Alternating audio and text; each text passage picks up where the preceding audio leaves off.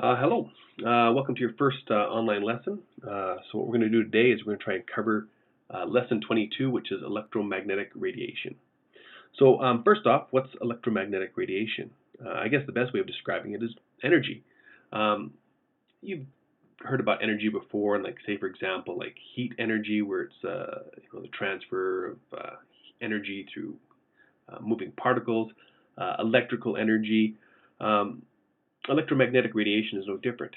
What's unique, however, is it doesn't involve particles. I mean, it travels in the form of a wave. So much like the name suggests, electromagnetic, it's part electric and part magnetic. We'll go a little bit more in depth into what those waves actually look like, but for now we're just going to kind of jump down and talk about some of the characteristics and properties. So first of all, if we come down here, of course, we can see that EMR, electromagnetic radiation, travels at really high speeds. 3.00 times 10 to the 8th meters per second. It's pretty fast.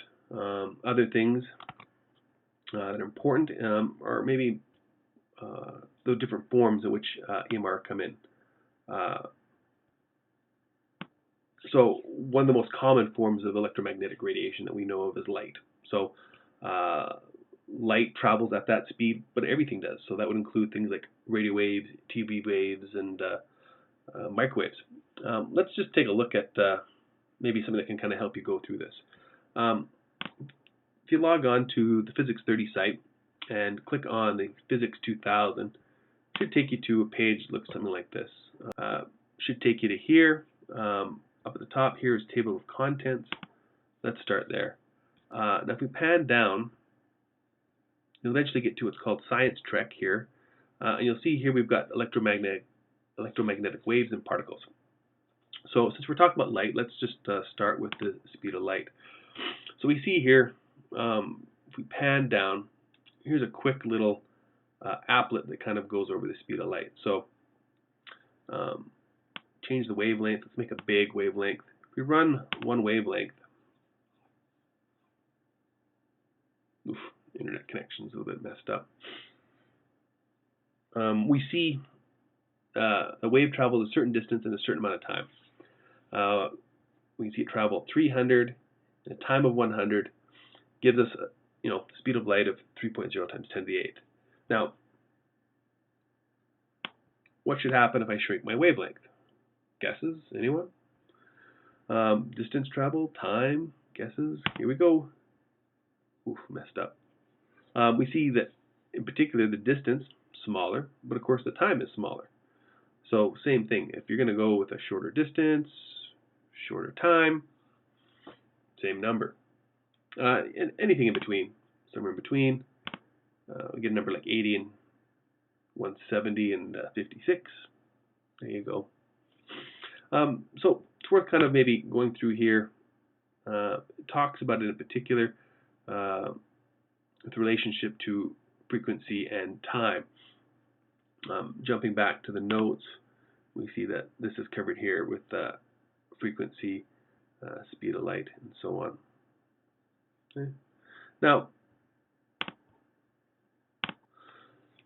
so let's take a look a little bit more at electromagnetic theory. So if we go to Einstein's legacy under X-rays and click on electromagnetic theory, we can just look a little bit more at this. So as I mentioned before, electromagnetic waves include things like light, microwaves, X-rays, and TV. We can just basically see that here. So this little slider bar is kind of cool. It just kind of goes through all the different types of electromagnetic radiation. Brings up a nice little cool picture. So let's go way down to the far end here. So we can see at about 901 meters in wavelength from crest to crest. That's TV waves. As we slowly move across, we can see it changes down here to radio TV. So TV, radio, those are your big waves. You can probably guess maybe what's coming next. Microwave and radar. You can kind of see here we're now at wavelengths that are a millimeter from crest to crest. Right here in the middle, after we pass infrared, past middle, is visible light. In fact, if we pan back, we can see here, hopefully, red, orange is your larger wavelength. So if you think of a rainbow, Roy G. Biv, there's your violet kind of at the upper end. Then we go ultraviolet, continuing on to X-rays, and then finally at the top end we've got gamma, which is radiation. Should be a picture that loads, but for some reason it's not loading. So that's our whole spectrum. Going back to the notes, we can see here they're talking about that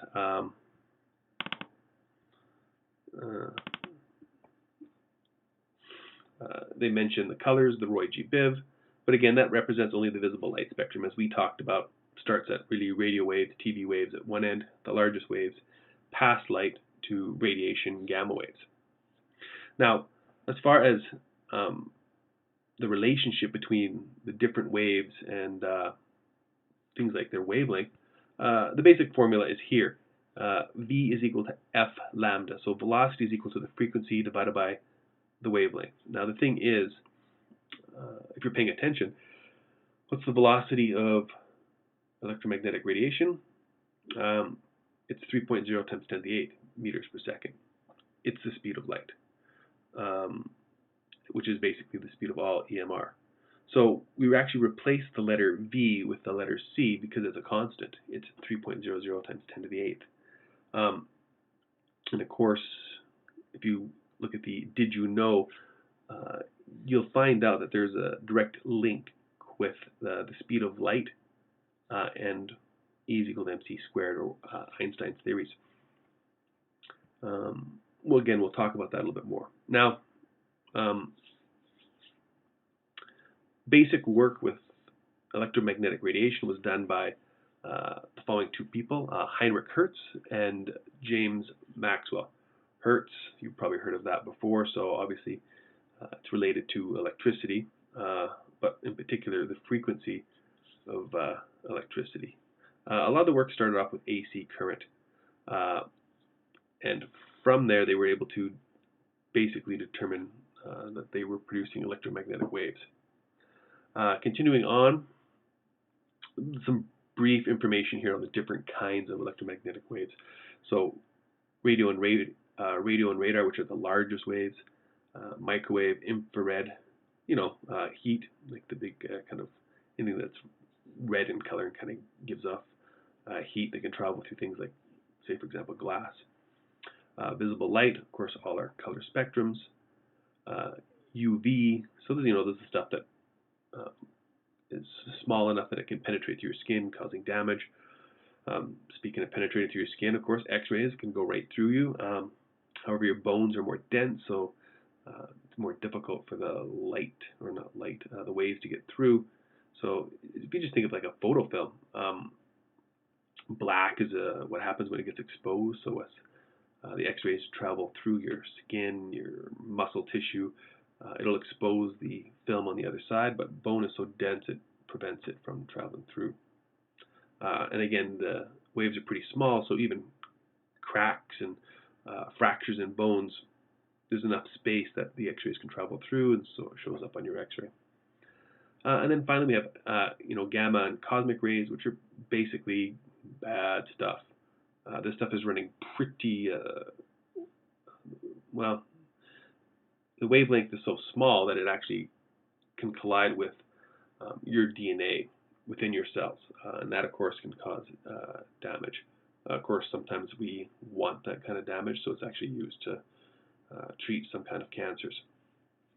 But that's it. So if we go back up to the top and look at electromagnetic radiation, we can kind of summarize it like this.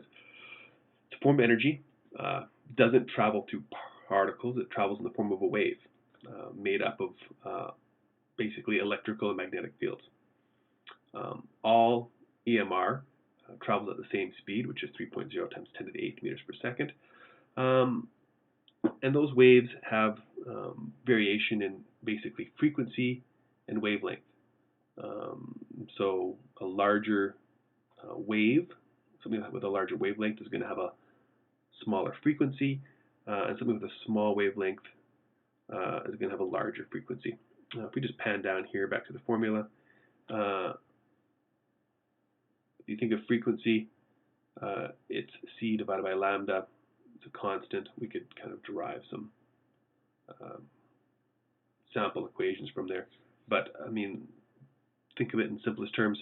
Big wavelength, it's like a semi driving by you at 100 kilometers per hour. If you think of the frequency of how often they go by, it's going to be pretty low. Think of something with a small wavelength, so like a smart car, zipping by at 100 kilometers per hour.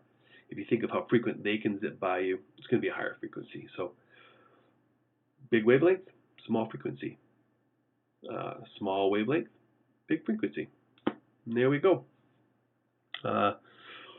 Hopefully I didn't bore you to death there on my first attempt here at going over the notes, and kind of covering that lesson and lecturing to you online. We'll leave it at that, and we'll jump to lesson 23 next.